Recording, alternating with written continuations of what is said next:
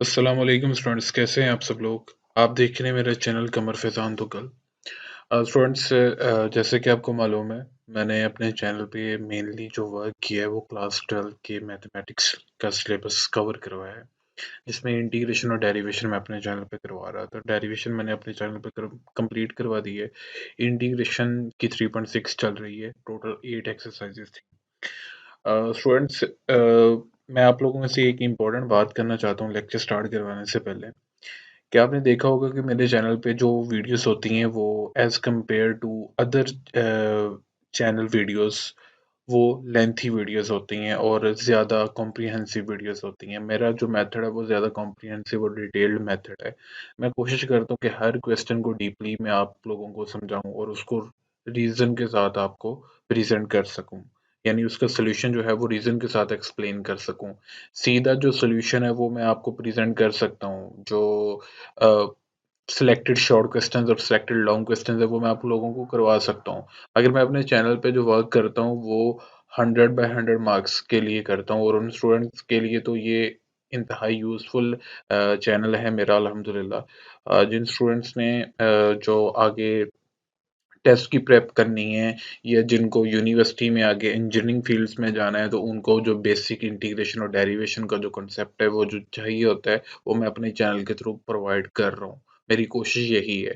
फिर भी स्टूडेंट्स की डिमांड है कि जो हर चैप्टर के इम्पोर्टेंट शॉर्ट क्वेश्चंस और इम्पोर्टेंट लॉन्ग क्वेश्चंस हैं, तो वो सर आप डिस्कस करें। तो मेरी इंशाल्लाह कोशिश यही होगी और मैं ये लाजमी करूँगा कि आपकी एग्ज़ाम से पहले-पहले मैं आपको वीडियोस प्रोवाइड करूँगा, जिसमें मैं आप लोगों को ये जो रिवाइज़्ड गेस्ट पेपर जो होगा 2024 का, वो मैं आप लोगों को अपने चैनल के थ्रू प्रेज़ेंट करूँगा, आप लोगों के साथ शेयर मैं लाज़मी करूँगा।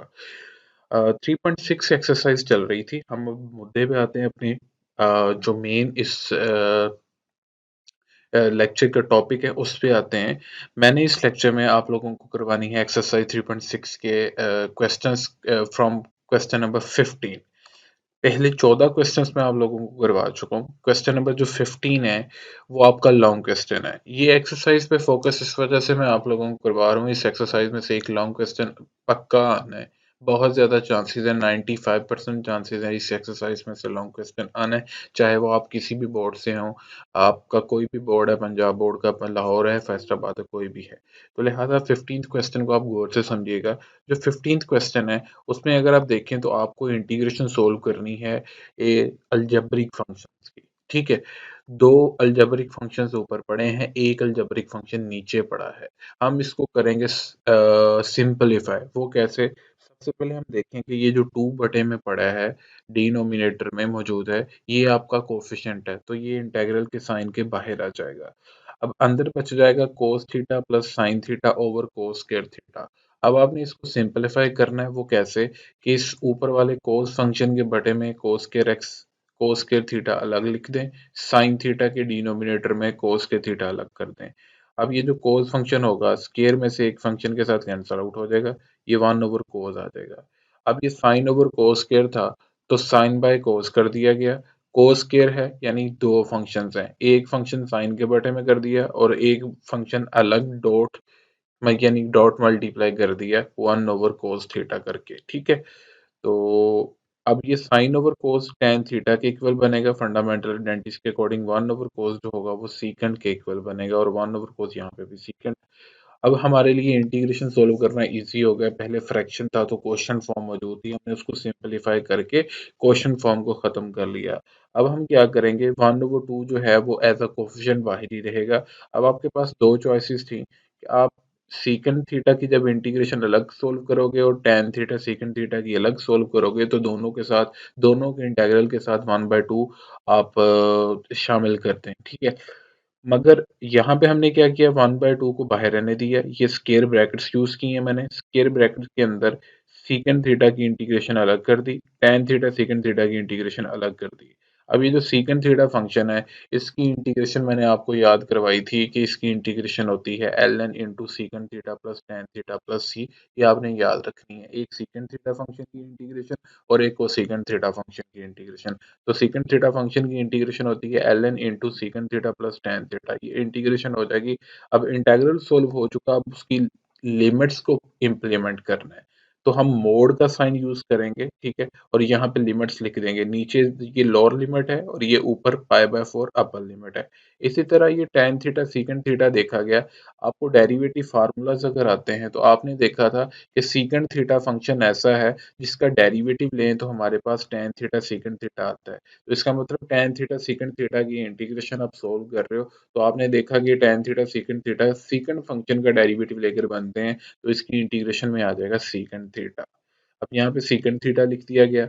अब यहाँ पे साथ ही ये लिमिट्स भी लिख दी गई हैं। 0 लोअर लिमिट है, अपर लिमिट पाई/4 है। अब आपने क्या करना है कि सीकेंट है, थीटा एंगल की जगह अपर लिमिट पुट करें और यहाँ पे भी टैन थीटा है, इधर भी अपर लिमिट। यानी कि ये ln है, ठीक है, लॉग फंक्शन, उसके अंदर जहाँ भी थीटा है पहले उसकी जगह अपर लिमिट पुट कर दें। यहाँ पे 2 जगह पे थीटा था, सीकेंट फंक्शन के साथ और टैन के साथ, दोनों में हमने थीटा की जगह पाई/4 यानी अपर लिमिट पुट कर दी। फिर माइनस, ठीक है, फंक्शन वही है, उसमें अब थीटा की जगह ये लोअर लिमिट, ये जो 0 है ये पुट करते हैं आप, ठीक है। अब ये सीकेंट है, ln secant into 0 plus tan into 0 बन गया, ठीक है। अब ये लोअर लिमिट थी आपके पास। आफ्टर दैट सीकेंट थीटा की इंटीग्रेशन, सीकेंट थीटा में लिमिट करनी है, माय मिस्टेक, इंटीग्रेशन नहीं, इंटीग्रेशन सोल्व हो गई है। अब इसमें हमने लिमिट पुट करनी है। अब सिंपल इसमें एक ही फंक्शन है मोड के अंदर, हम थीटा की जगह पहले अपर लिमिट पुट कर देंगे पाई/4 और फिर सीकेंट है और फिर थीटा की जगह लोअर लिमिट 0 पुट कर देंगे और ये माइनस फार्मूला के अकॉर्डिंग आ जाएगा। अब आप देखें कि सीकेंट पाई/4 आप सोल्व कर रहे हो, आपके पास साइंटिफिक कैलकुलेटर होगा, वहां से आप सीकेंट पाई/4 यानी पाई/4 रेडियन में है, अगर आप इसको डिग्री में करेंगे तो पाई की जगह आप 180 मान लें, 180 डिग्री, क्योंकि pi radian is equal to 180 degree, ठीक है। तो 180/4 करेंगे तो ये आपको 45 आंसर मिलेगा, तो यानी डिग्री में है ये 45। आप कैलकुलेटर से सीकेंट 45 नहीं एंटर कर सकते, तो इसके लिए आप एंटर करिएगा कोस 45। कोस 45 आप एंटर करोगे तो 1/√2 आपको आंसर मिलेगा।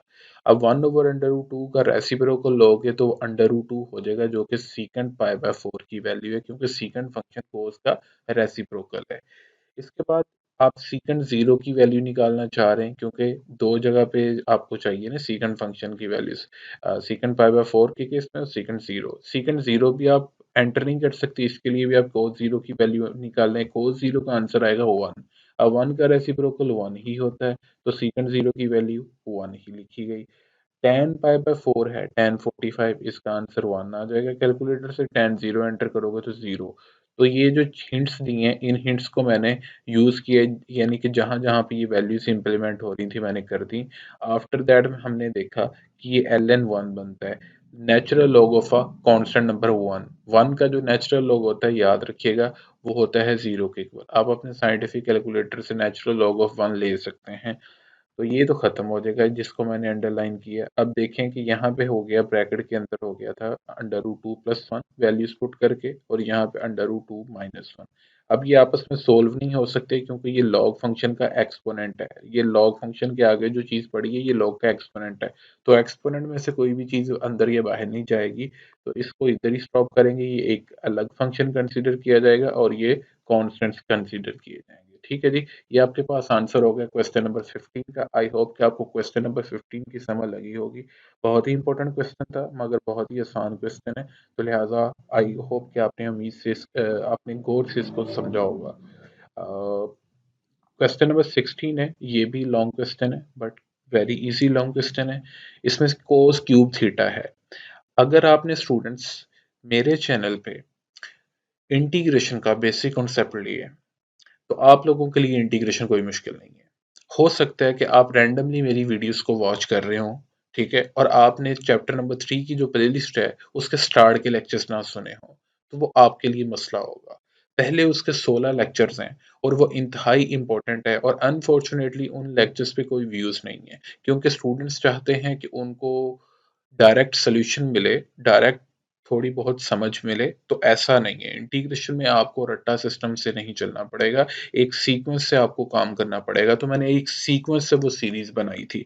आप पूरी इंटीग्रेशन के वीडियोज़ को नहीं सुन सकते तो नो प्रॉब्लम, बट वो 16 लेक्चर्स आप लोगों के लिए बहुत ज़रूरी हैं।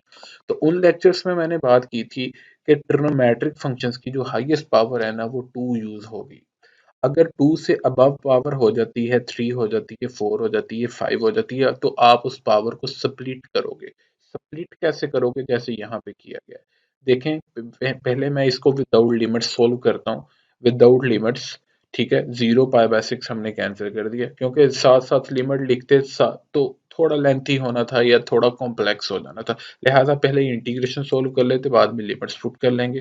तो दोनों तरीकों से बेटर है कि आप साथ साथ इंटीग्रेशन भी सोल्व करें और साथ साथ लिमिट्स भी लिखें, फिर भी सही है। या पहले विदाउट लिमिट्स इंटीग्रेशन सोल्व करें और एट द एंड कह दें कि बाय यूजिंग लिमिट्स आप इंटीग्रेशन के सोल्व करके बाद में लिमिट्स पुट कर दे, दोनों सही है। तो जो मेन बात है हम उस पे आते हैं। इधर है कोस क्यूब थीटा। अब कोस क्यूब थीटा है, इसका मैंने आपको बताया था अपने स्टार्ट के लेक्चर्स का, जिनका मैंने जिक्र किया है वो मेरे चैनल की प्लेलिस्ट पे पड़े हैं। मैं आपको दिखा देता हूँ, ये मेरे चैनल की प्लेलिस्ट है, ठीक है। ये आपको वीडियोस नजर आ रही हैं। ये जो स्टार्ट के लेक्चर है स्टूडेंट, मैं बार बार इनकी बात कर रहा हूँ। ये एक्सरसाइज 3.1 है, ये तो 2 लेक्चर्स में कंप्लीट हो गई। आप इसको नहीं समझते तो कोई मसला नहीं है। ये आपके लेक्चर आई थिंक ये लेक्चर नंबर है 4। लेक्चर नंबर 4 से स्टार्ट हो रहा है, basic concept of integration, lecture number 4 से। फिर आगे ऑनवर्ड सारे ये बेसिक कॉन्सेप्ट है, ये सारे यहाँ तक मैं ये सारी चीजें एक्सप्लेन कर रहा हूँ। ये देखेंगे स्टूडेंट्स, मैंने यहाँ पे कोस की पावर 4x की इंटीग्रेशन एज एन एग्जांपल आपको लेक्चर नंबर 12 में ही सोल्व करवा दी है। तो ये लेक्चर 16 तक ये काम चलता है, फिर लेक्चर नंबर 17 से एक्सरसाइज 3.2 स्टार्ट हो जाती है। तो स्टूडेंट्स, ये इन लेक्चर की बात कर रहा हूँ, लेक्चर 4 से लेकर लेक्चर 16 तक। ये है इंटीग्रेशन का बेसिक कॉन्सेप्ट इसमें, जो आपको किसी और चैनल पे नहीं मिलेगा, ठीक है। अल्हम्दुलिल्लाह मैंने इस पे बड़ी मेहनत की है और उर्दू में एक्सप्लेन किया है। तो जिन स्टूडेंट्स ने इन लेक्चर्स को नहीं सुना और रैंडमली ये वीडियोस देख रहे हैं, तो उन स्टूडेंट्स के लिए ये रिमाइंडर है कि वो लेक्चर लाजमी सुने, स्टार्ट वाले। अब यहाँ पे कोस क्यूब थीटा है। कोस क्यूब थीटा को आपने कैसे सोल्व करना है? यहाँ पे मैंने बताया था कि आपके पास ट्रिग्नोमेट्रिक फंक्शन की पावर हाईएस्ट होती है 2। अब 2 से ज़्यादा पावर हो जाए तो उसको आप स्प्लिट करोगे।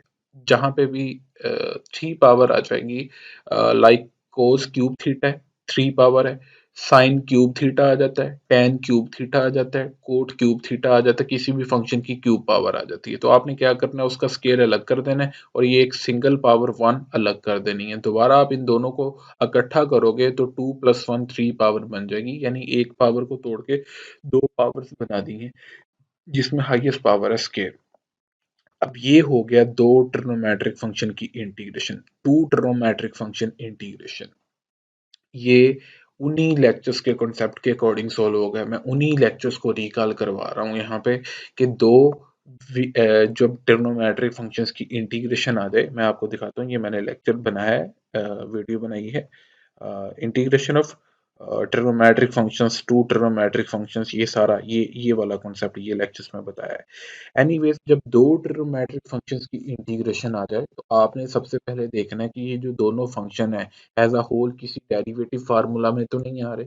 जैसे साइन का डेरिवेटिव लेकर कोस आता है, तो आपने पहले देखना है दोनों एज अ होल किसी का डेरिवेटिव लेकर तो नहीं बन रहे। अगर नहीं बनते तो दूसरे पॉइंट पे आपने जाना है। दूसरे पॉइंट के लिए आपने देखना है कि इन पे रूल 1 या रूल 2 तो नहीं इम्प्लीमेंट हो रहा। रूल 1 रूल 2 में अगर आप गौर करें तो आई थिंक हम हर क्वेश्चन में रूल 1 रूल 2 यूज कर रहे हैं। आई होप कि आपको रूल 1 और रूल 2 तो आता है।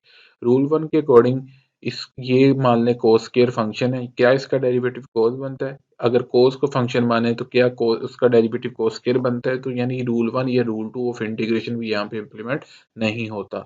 अब टू ट्रिग्नोमेट्रिक फंक्शंस की इंटीग्रेशन का केस है, उस पे पॉइंट नंबर थर्ड जो कि फाइनल पॉइंट है वो ये लगता है कि दोनों में से एक फंक्शन पे आप फंडामेंटल आइडेंटिटी को यूज करते हैं। अब fundamental identity of cos function, cos square theta is equal to 1 minus sine square theta, ये आपके चैप्टर नंबर 9 फर्स्ट ईयर में से आई है, ठीक है। इसकी जगह हमने 1 minus sine square theta implement कर दिया है। अब ये जो बाहर कोस है इसको अंदर मल्टीप्लाई करेंगे, कोस को 1 से करेंगे तो ये कोस थीटा हो जाएगा, कोस को साइन स्क्वायर थीटा से करेंगे तो ये sign square theta cos theta हो जाएगा।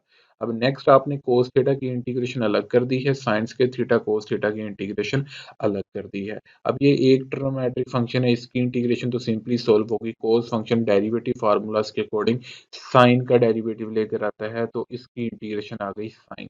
अब ये देखें, दो ट्रिग्नोमेट्रिक फंक्शंस की इंटीग्रेशन है, इसमें अब एक साइन फंक्शन है और एक कोस फंक्शन है। अब यहाँ पे टू ट्रिग्नोमेट्रिक फंक्शंस की इंटीग्रेशन के 3 पॉइंट्स में से पॉइंट नंबर 2 लग रहा है, जो कि मोस्टली वही पॉइंट यूज़ होता है कि दोनों में से एक को आप एफ(x) माने, दूसरे को आप उसी एफ(x) का डेरिवेटिव माने। मैंने यहाँ पे एफ(x) लिया है साइन फंक्शन को, ये उसकी होल पावर n है। तो रूल 1 लगाते हुए इस होल पावर n को कंसीडर नहीं किया जाता। तो यहाँ पे फंक्शन है आपका सिंपली साइन थीटा। अगर आप इस साइन थीटा का डेरिवेटिव लें तो क्या इसका डेरिवेटिव कोस बनता है? वाकई ही में इसका डेरिवेटिव कोस बनता है, जो कि इसके आगे मल्टीप्लाई हो रहा है। तो यहाँ पे रूल 1 ऑफ इंटीग्रेशन के अकॉर्डिंग अगर आपके पास फंक्शन एफ(x) हो, उसकी होल पावर n जितनी मर्जी हो, जैसे कि यहाँ पे होल पावर 2 थी, उसको विदाउट कंसीडर किए, ठीक है। अगर फंक्शन का डेरिवेटिव नेक्स्ट मल्टीप्लाई हो रहा हो, तो आप फंक्शन की टोटल पावर में ऊपर भी एक ऐड कर दें और नीचे भी एक ऐड कर दें। तो यहाँ पे हमने किया साइन स्क्वायर थीटा था, क्यूब थीटा बना दिया और नीचे भी क्यूब कर दिया, क्योंकि 2 में ऊपर भी 1 ऐड हो गया और नीचे भी 1 ऐड हो गया। अब ये विदाउट लिमिट्स इंटीग्रेशन सॉल्व हो गई है, जो कि इंतहाई आसान थी, इंतहाई आसान।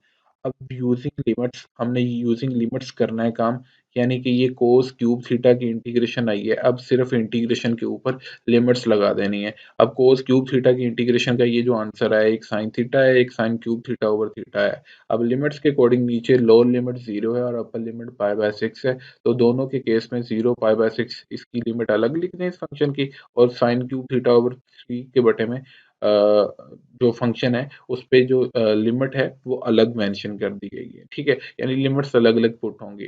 अब यहाँ पे है, ऐसे होगा कि सबसे पहले इस थीटा की जगह अपर लिमिट की वैल्यू आएगी जो है π/6, तो ये साइन π/6 बन गया, ये माइनस फार्मूला का, फिर माइनस साइन है, थीटा की जगह लोअर लिमिट की वैल्यू आएगी जो कि है 0। अब ये जो 1/3 है, यहाँ पे तो लिमिट पुट नहीं होनी, लिमिट तो सिर्फ थीटा वेरिएबल की जगह पुट होनी होती है ना, तो 3 एज़ अ कोएफिशिएंट बटे में से बाहर निकाल देंगे तो ये 1/3 बाहर चला जाएगा। ये साइन क्यूब है, थीटा की जगह π/6 पुट किया गया, माइनस साइन क्यूब है, थीटा की जगह 0 पुट किया गया। अब हम इसको सॉल्व करते हैं साइन π/6। साइन π/6 से मुराद है साइन 30। 180 मैंने आपको बताया लेक्चर सॉरी कह दिया, क्वेश्चन 15 में ही मैंने बताया 180 डिग्री बराबर होता है पाई रेडियन के, तो 180/6 करेंगे तो 30 आता है, साइन 30 की वैल्यू 1/2 है, तो हम यहाँ पे 1/2 पुट कर देंगे। साइन 0 0 ही होता है। इसी तरह ब्रैकेट में देखा जाए तो साइन क्यूब π/6 है, साइन π/6 लिया जाए तो 1/2 आता है, साइन क्यूब है तो 1/2 लिख के उसका क्यूब ले लें, ठीक है, माइनस फिर साइन क्यूब 0 0 के इक्वल है। इसको सोल्व किया तो ब्रैकेट के अंदर 1/8 आ जाएगा, इसको मल्टीप्लाई करेंगे तो 1/3 के साथ 1/24 बन जाएगा। अब यहाँ पे एलसीएम लिया जाएगा, आपको पता है आप एलसीएम जिस मर्जी तरीके से ले सकते हैं, आसानी के साथ एलसीएम ले लें, जो भी आपको तरीका आसान लगता है उसके अकॉर्डिंग आपके एलसीएम का जो आंसर है 11/24 है, that's your answer. Question number 15 मैंने सोल्व कर दिया, जो कि इंतहाई इंपॉर्टेंट लॉन्ग क्वेश्चन था। इससे जो नेक्स्ट क्वेश्चन है वो भी इंपॉर्टेंट लॉन्ग क्वेश्चन है, वो मैं इंशाल्लाह आपको नेक्स्ट लेक्चर में करवाता हूँ।